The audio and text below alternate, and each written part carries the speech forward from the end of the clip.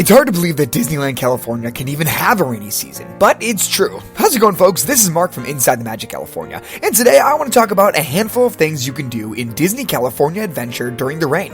Things to give you that Disney magic while also avoiding getting wet. Without further ado, let's jump right into it. So in terms of attractions, I'm going to go ahead and say that the Little Mermaid ride is perfect for rainy day weather. It's located near Pixar Pier, so it's a bit of a hike in the rain, but definitely worth it.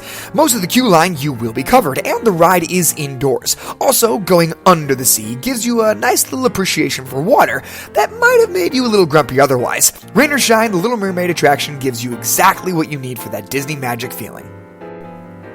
Located on Hollywood Boulevard is the Art of Animation. Even when it's not raining, I don't think that this building gets enough love. When you walk in, you are bombarded with epic-scale drawings of your favorite Disney films, making it almost feel like you are a part of the animation room itself. The building is home to several different rainy day activities, but I want to talk about the Sorcerers Workshop.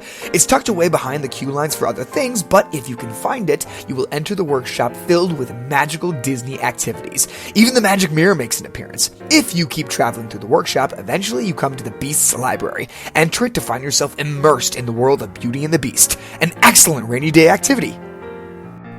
Still located in the Art of Animation building is Turtle Talk with Crush from Finding Nemo. This is such a cute experience. You enter what they tell you is a fish tank where you can have an actual conversation with Crush, the sea turtle. He'll give you advice, you can ask him questions, and he will actually respond, as if you're fluent in fish. It's actually pretty neat from a tech standpoint and something that gives you the Disney magic on a rainy day.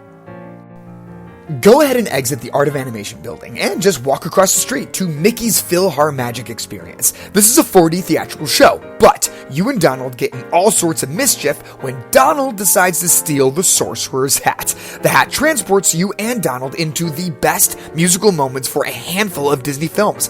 My favorite was the newer addition to the world of Coco, because that music is awesome. Never a dull moment with Donald and his adventures, even on a rainy day.